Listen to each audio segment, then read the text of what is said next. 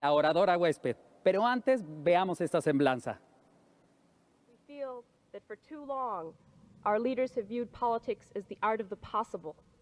And the challenge now is to practice politics as the art of making what appears to be impossible possible. En 1969, al debatir al senador Brooke en el Wellesley College, Hillary Clinton anticipaba su reconocida carrera política y diplomática.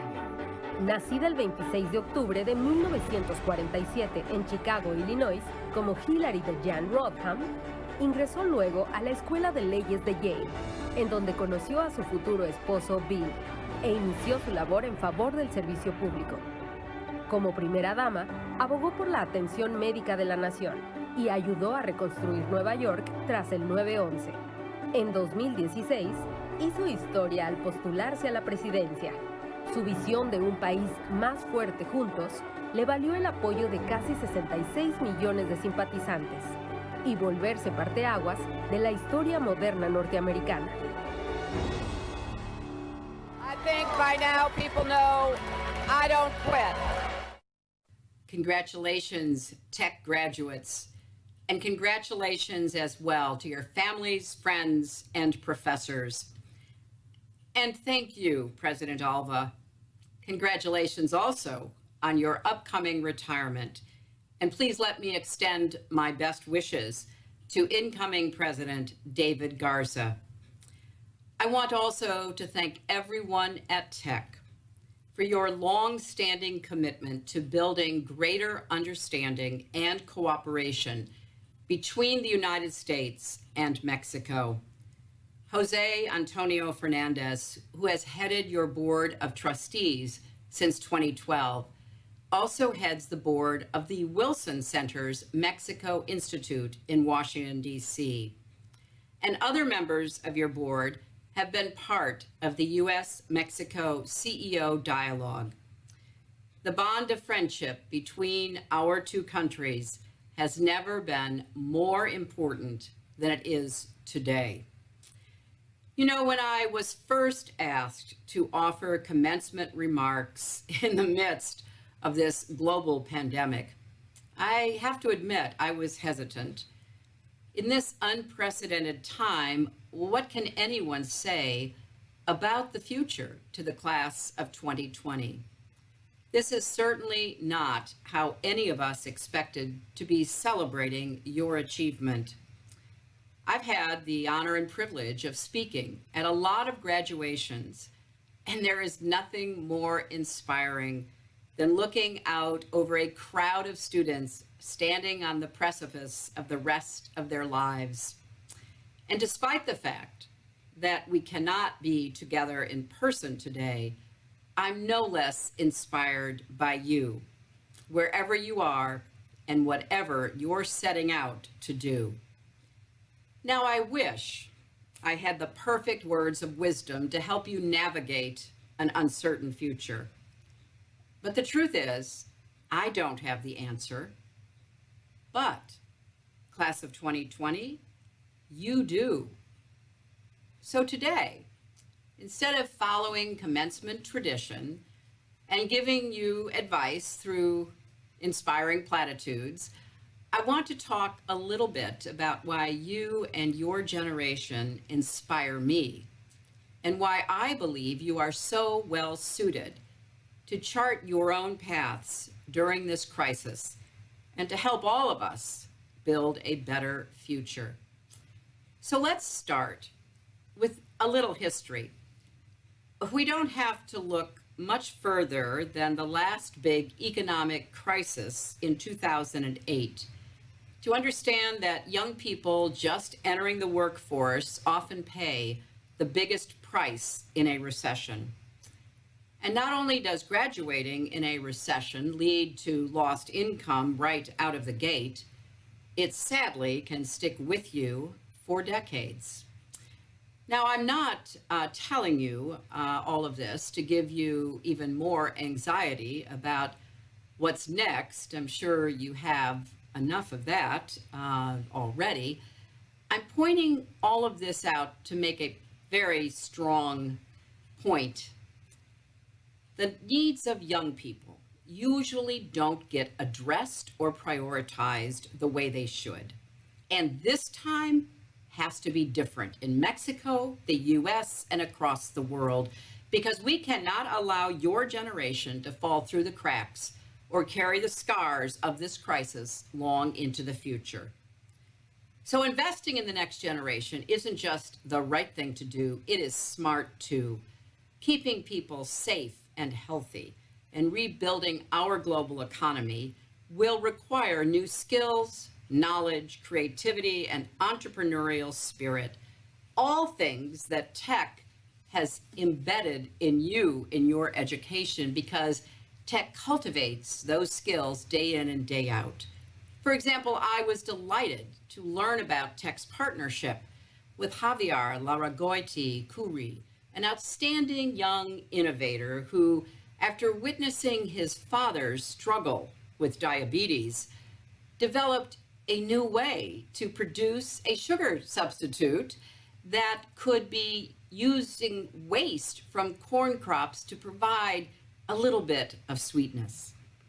The ability to communicate, innovate, and do business online has never been more in demand than it is right now.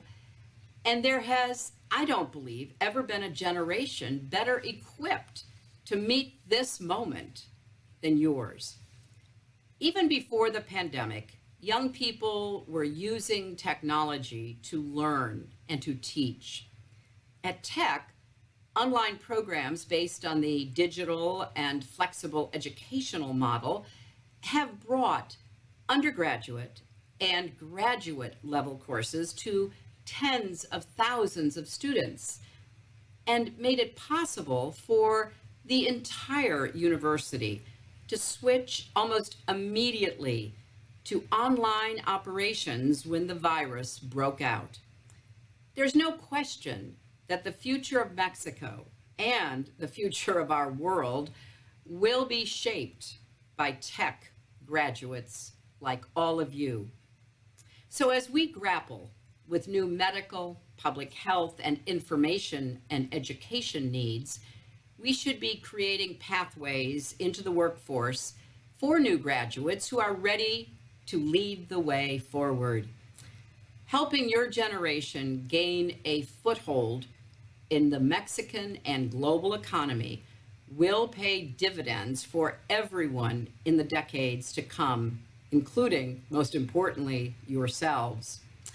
Not long ago, I read an article by a writer named Amanda Mull about the impact of the coronavirus on what has been called Generation C, the kids, college students, and young people whose lives will be forever impacted and maybe shaped by this pandemic.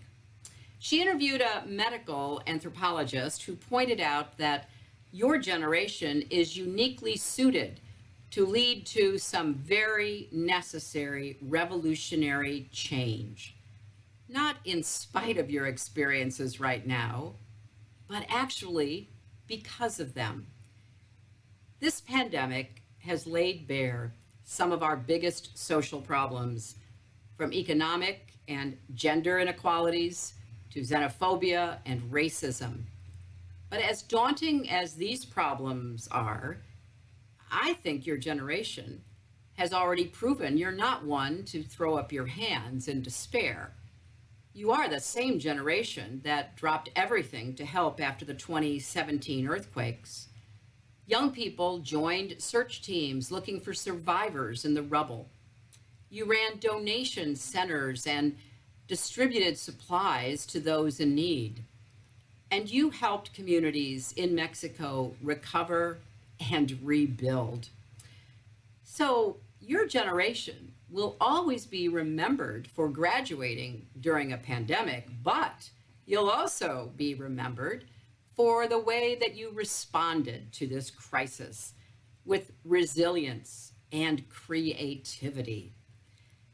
You know, hundreds of students at TEC in the psychology, medical, and nutrition departments have volunteered their time to offer free phone consultations with community members who are in need of help Students are also using 3D printers to print PPE for hospitals. And 3 architecture students have built a prototype for a mobile hospital unit designed to maintain a cool temperature in hot climates while controlling the spread of the virus. And the School of Engineering is developing ventilators for hospitals. So there are stories after stories that reflect something I've witnessed over and over again in Mexico. The remarkable talent of young people trained at places like TEC who are working to find innovative solutions to their country's problems, even in the midst of unprecedented time. I've always thought your generation embodied the principle that we can solve more problems together than we ever could alone. That's never been truer than it is right now. This global crisis can either divide us or it can bring us closer together. No one country can end this pandemic alone, just like we can't address climate change or any other urgent threat we face alone. And when it comes to our 2 countries, I hope that your generation will be the catalyst for a new binational spirit between Americans and Mexicans and our 2 governments. You have the power to push leaders to work together, not just in times of crisis, but all of the time, to make both of our countries and our world stronger, healthier, safer, and more prosperous. Now that has to start with someone, so why not each of you? But I know that this is not an easy time to graduate and begin your careers, and if any of you are feeling a little bit overwhelmed by what you'll be walking into, well, I am familiar with that feeling. I graduated from college in the late 1960s, another tumultuous time. My classmates and I didn't trust government, authority figures, or really anyone over 30. We were asking urgent questions about all kinds of things, like whether women, people of color, religious minorities, and immigrants would ever be treated with dignity and respect. And we were protesting a president who thought he was above the law. So, you know, a totally different world. So to top it off, I'd been asked by my classmates to do what I'm doing now, speak at our graduation. I stayed up all night writing and editing, trying to figure out what I could possibly say that would capture the time we were in. It was just hard to put into words, just like now. When I spoke that day of graduation, I shared a story of something that had happened to me the day before. I told the classmates and families and audience gathered that I was talking to a woman who said that she wouldn't want to be me for anything in the world, that she wouldn't want to live today and look ahead to what it is she sees because she's afraid.